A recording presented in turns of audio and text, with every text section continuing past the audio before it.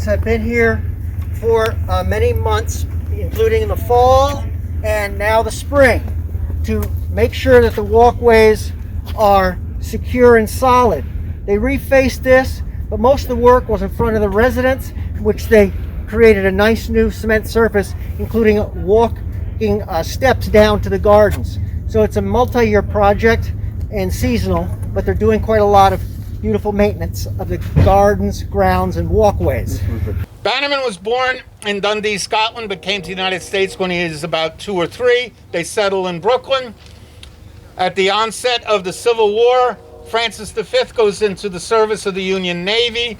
Francis VI was about a 12-year-old boy who now takes control of being the family breadwinner. He uses a grappling hook to retrieve material at the Brooklyn waterfront. He's also taught to go to naval auctions to purchase surplus goods. Early on in his career, he would literally buy and sell anything. But along the way, he makes the observation that what the government is often selling at scrap value has a higher value if you clean it up, repurpose it, and sell it for its intended purpose, a gun for a gun, etc. So he now goes into the military line completely, and he is considered the father of the Army-Navy store. At the end of the Civil War, Francis V comes back to join the son briefly in the business, and then they actually would compete briefly until Mr. Bannerman number 5 passes. At this point, Francis VI has a pretty good business in Brooklyn. He's got warehouses on the waterfront near the Navy Yard, and he's expanding his business. One of the things that he is considered also one of the first is a catalog business. And his catalog business was truly extraordinary. The first catalog is 1884. It's handwritten. The first published is 1888. It's 16 pages. It's a little pamphlet, really. By 1900, the catalog is now really quite sizable. And here's where, if you like, you can have a gift.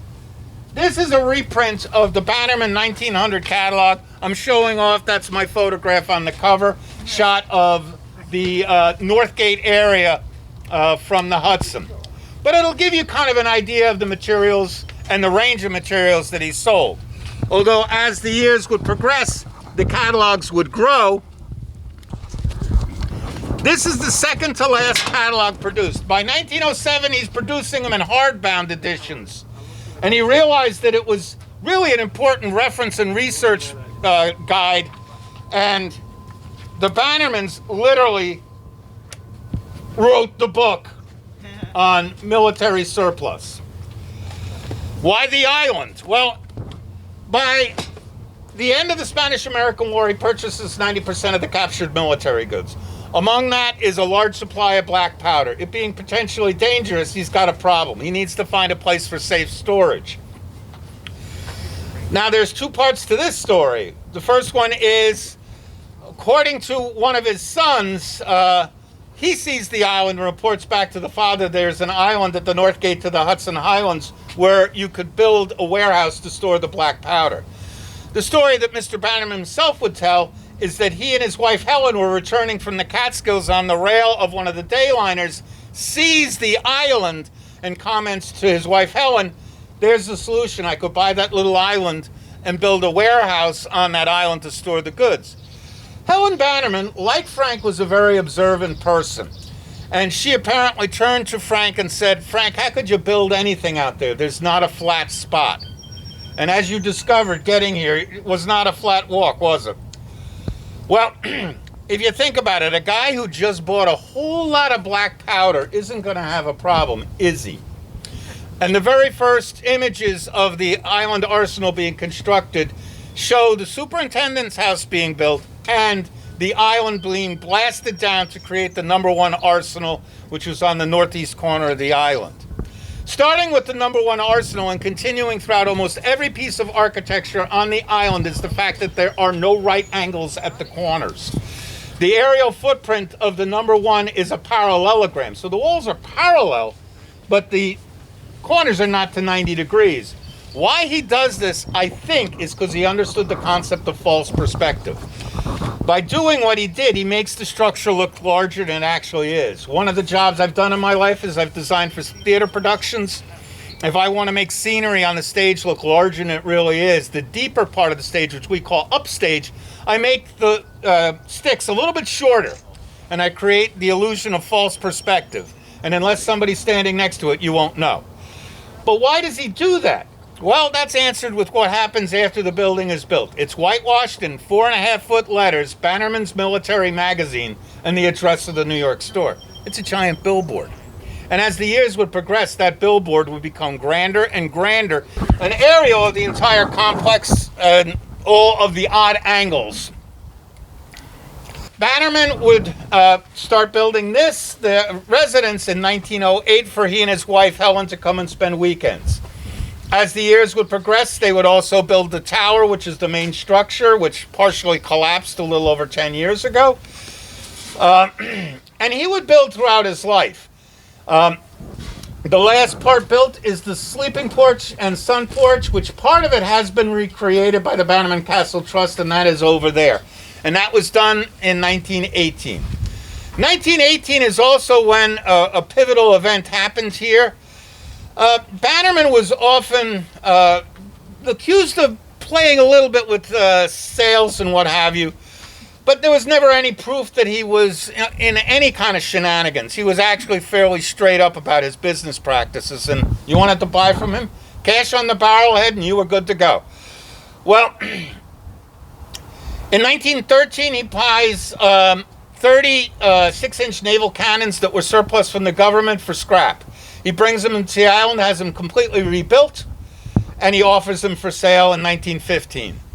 In 1918, at the height of World War I, or the Great War as it was known then, he finds a buyer in an offshore government, meaning not an American government. And so he reports to Washington that he's planning on selling these, and Washington gets back to him and says, oh no, we want them. So they arranged now to sell them to the United States government.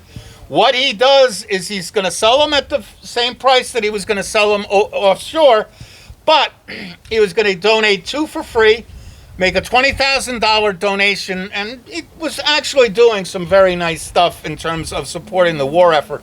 He also sent a barge load of uniforms and blankets to the Belgian War Relief, outfitted an entire Scottish regiment, so it's really unfortunate what ends up happening. A representative in our government doesn't like what this looks like and screams that he's profiteering. So this I cannot prove, but it does smell a little funny.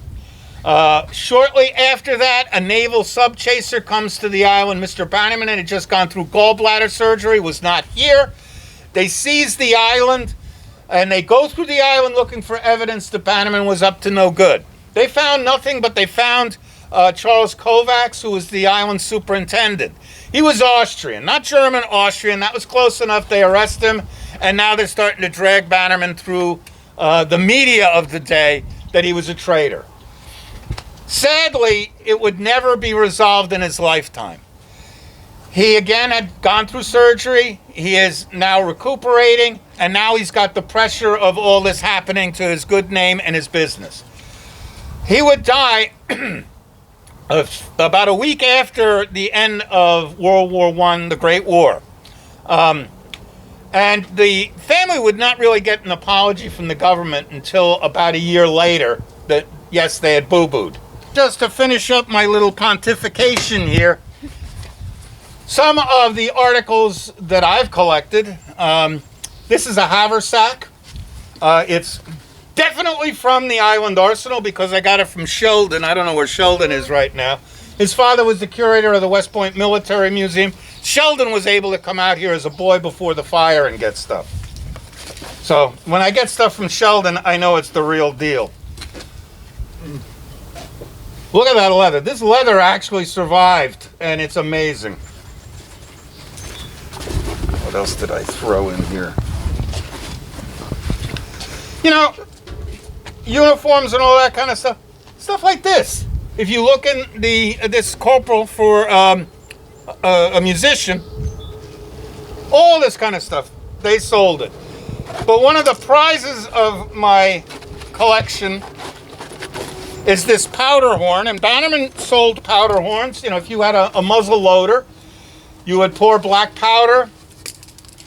Well, this is a powder horn that somebody carved the Island Arsenal and 501 Broadway in. What a cool piece of, really, it's like Americana. What's also cool is that it ended up in my hands. We have 3 tours at 11, 12:30, and 2 o'clock on Saturdays and Sundays. And as as tours sell out, we'll add tours. We normally would go out of Beacon right now because of COVID, but we are hoping that we can start going out of Newburgh again, because Newburgh in Orange County, we always love to be in Orange County because they need the representation. And so we're hoping that something can happen with that.